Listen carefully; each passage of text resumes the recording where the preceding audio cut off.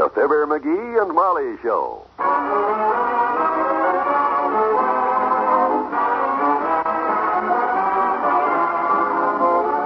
NBC and Tums present Fibber, MCGee, and Molly, transcribed. The show was written by Phil Leslie and Ralph Goodman and directed by Max Hutto.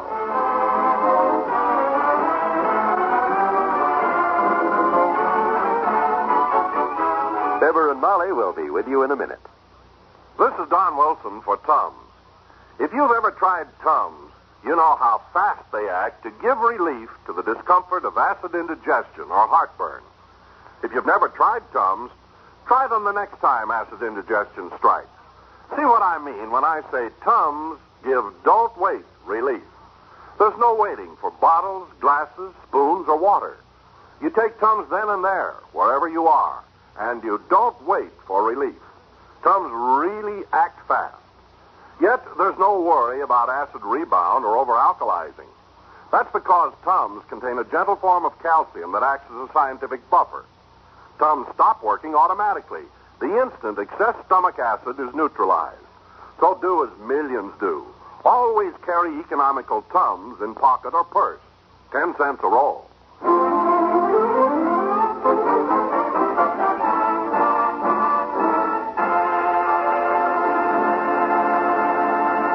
Some people just have a natural flair for sparkling conversation.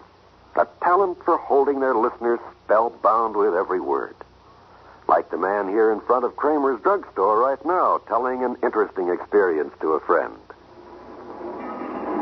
Yes, Sir Wimple. There I was, trapped in that cellar, helpless. I had my foot caught under the furnace and couldn't move an inch. And the leak in the busted water pipe was rapidly filling the cellar. Oh, that's a terrible situation. The water came up to my knees, up to my belt buckle, up to my chest. And still the water kept rising. Your water bill must have been horrible. I'm telling you, Wally, I was staring death in the face. And if Molly hadn't come home from her club meeting at that exact moment, I wouldn't be here now. Oh, hi, Molly. Hello, dearie. I'm sorry I took so long. Oh, Mr. Wimple, how are you? Oh, just fine, Mrs. McGee. Mr. McGee was telling me about how the water pipe burst in your cellar the other day. The what? Oh, that leaky pipe. Yes, it dripped all over the floor. Well, we'll see you later, Wimp. Gotta go now. Gotta get home before that young couple moves in next door. We rented Ingram's house, you know, next door. We got the keys and we gotta be there. Oh, goodbye then. I'm glad you got out alive, Mr. McGee. Bye, Mr. Wimple. Got out alive. McGee, what were you telling Mr. Wimple? Oh, nothing. I just mentioned about the water pipe. Did you finish your shopping okay? Another tall story. Why don't you stop exaggerating, McGee? Exaggerating? Me? Yes, when you tell something, why don't you just tell it the way it happened? Well, gee whiz, the things that happen to me are so dull. I just try to make my conversation scintillating, that's all. Color it up a little. Color it up a little? With your talent for coloring, you ought to be running an Easter egg factory. I wish you wouldn't do it, McGee. You're going to get yourself in an embarrassing situation one of these days. Yeah, I guess you're right.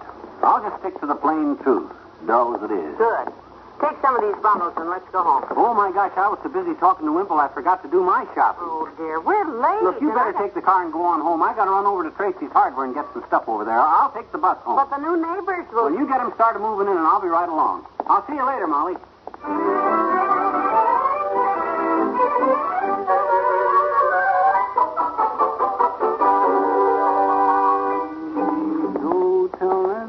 Yeah, I guess Molly's right about me exaggerating a little, though.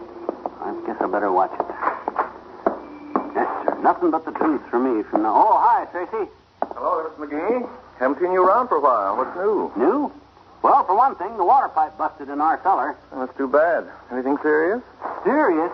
Well, boy, it's sure hard to keep a resolution when somebody gives you a lead line like that one. What'd you say? I said, no, just a couple inches of water. Oh, well, that's relief. Sure is. Had you worried, huh? Yep.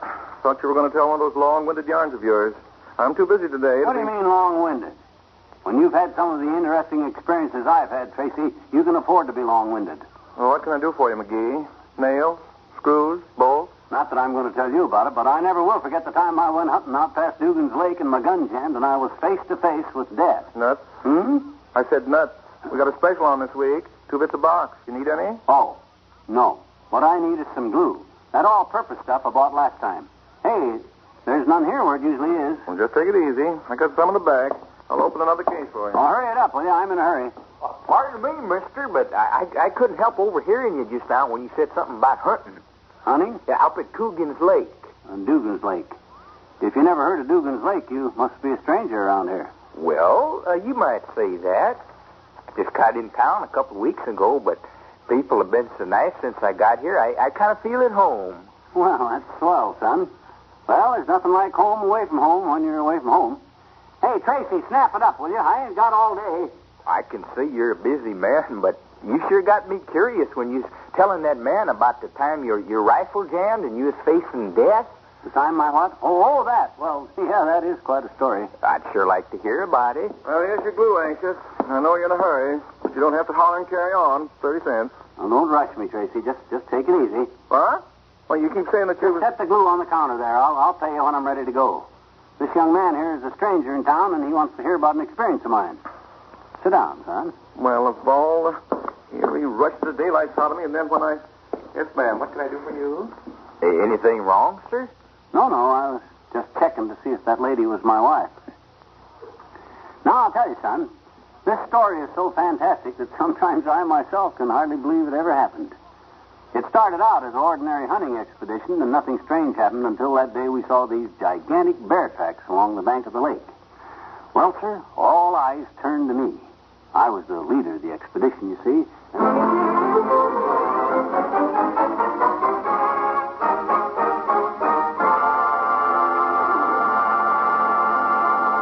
There's more fun with the MCGee shortly. Our religious institutions are strongholds of the American way of life. Our country was founded by men who had faith in God and who were willing to endure hardship and sacrifice for the sake of that faith. In these troubled times, we need the comfort and inspiration of religious faith more than ever. Faith helps hold our families together. It builds moral and spiritual character, and it creates the spirit of brotherhood on which democracy depends. There is need in these times to support a way of life based on the enduring principles of religion, which knit the family together, make for good citizenship, and build the character of the children. The religious institutions in your community need your interest and support. So take an active part in religious affairs. Your pastor, rabbi, or priest will give you invaluable family counsel and aid if you're a newcomer to the community. To face the problems of the future, America must be morally strong, and that moral strength comes through worship and faith. Go to church this week and take someone with you.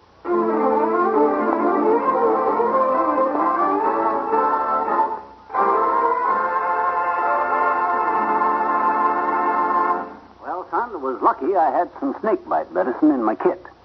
After I put Travis's leg in a splint and sewed up the cuts in Morgan's head, I and the Indian guide went on alone. Gosh, that must have took nerve. There was no turning back now.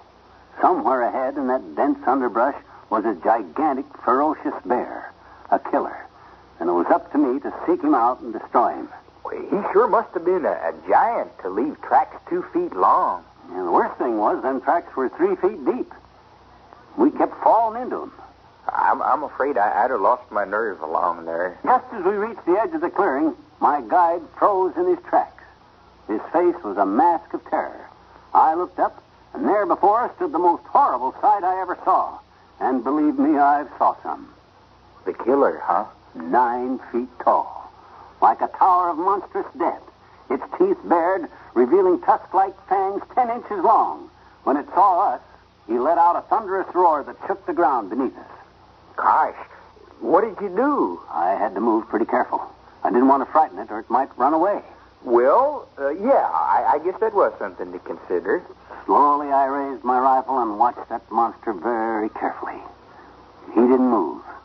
Just stood there with one eye on me, one eye on my Indian guide, and one eye on the distant hills. 3 eyes? Yes, sir. He had a third eye right in the middle of his forehead. I picked that eye for my target when I shot him with the bow and arrow. Bow and arrow? I had no other choice. You see, my rifle was jammed, so as he came charging down on us, I grabbed the bow and arrow from the trembling hands of my Indian guide, took a careful aim, and boing, right between the eyes. Gosh. Any questions? Yeah. Between which eyes was that? In case I run into something like that sometime, I'd kind of... the middle one and the one on the left. Are you sure? Oh, sure. Well, I got the trophy at home. The arrow's still stuck in there. Went in so deep I couldn't pull it out, so I've been using it as a hat rack. I sure would like to see that sometime. Well, so would I. I'd like to show it to you sometime. Not today, though. Well, I couldn't go today anyhow. I got too much to do. Yeah, well, that's life, I guess. If you had the time, I'd probably be too busy. Well, that's the way it goes. It's been nice talking to you, son. Well, goodbye.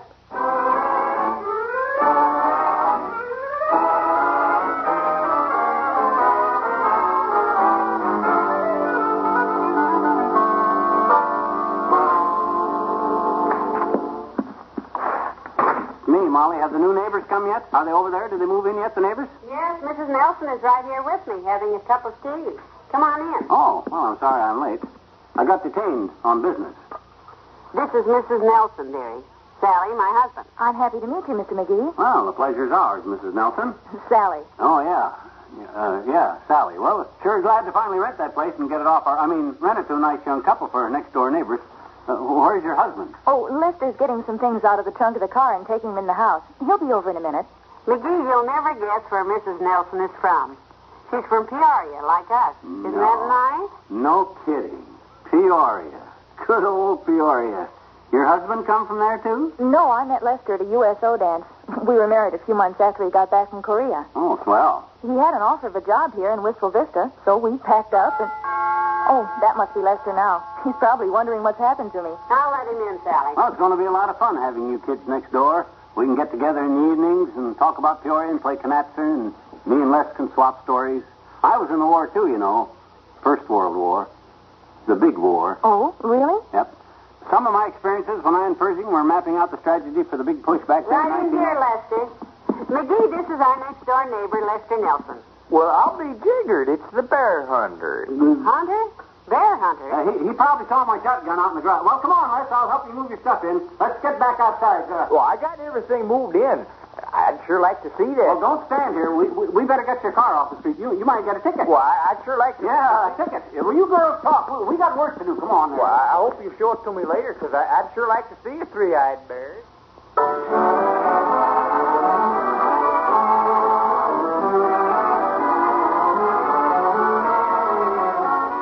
We'll say goodnight to Fibber and Molly in a moment. What's your favorite type of radio show? By far the favorite choice of all radio listeners is comedy. And when it's comedy you want to hear, be sure to tune to NBC on Wednesday nights for the tops in hilarious listening. There's Groucho Marx with another fun-packed edition of You Bet Your Life. The Great Gildersleeve with his bumbling misadventures as Summerfield's water commissioner. Another chuckling good quarter hour with your friends at 79 Wistful Vista, Fibber, McGee, and Molly. And laughs galore when Bill Cullen presides over Walk a Mile, the fast-paced quiz session that makes Wednesday evening radio more enjoyable. In the dramatic vein on Wednesday evenings, listen to The Big Story, the authentic dramas from real life that make up the front page news on your daily papers. There's always an exciting story on The Big Story. So remember, tomorrow and every Wednesday evening, keep your date with top entertainment. Listen to The Great Gildersleeve, You Bet Your Life, The Big Story, and Walk a Mile, all on the NBC Radio Network.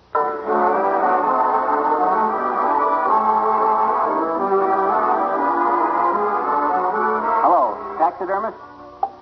Say, have you got a bear head down there? Oh, you have? How many eyes has it got? Only two, huh? No, thanks. I'll shop around. No luck, huh? Not yet. Good night. Good night, all.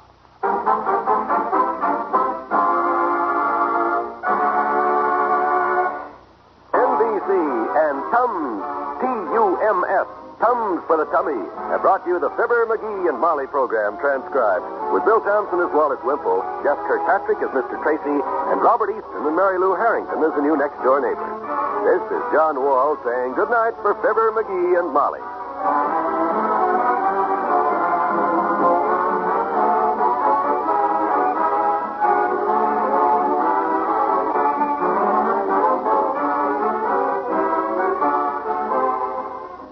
Remember to laugh with Senator Ford and Can You Top This tonight on the NBC Radio Network.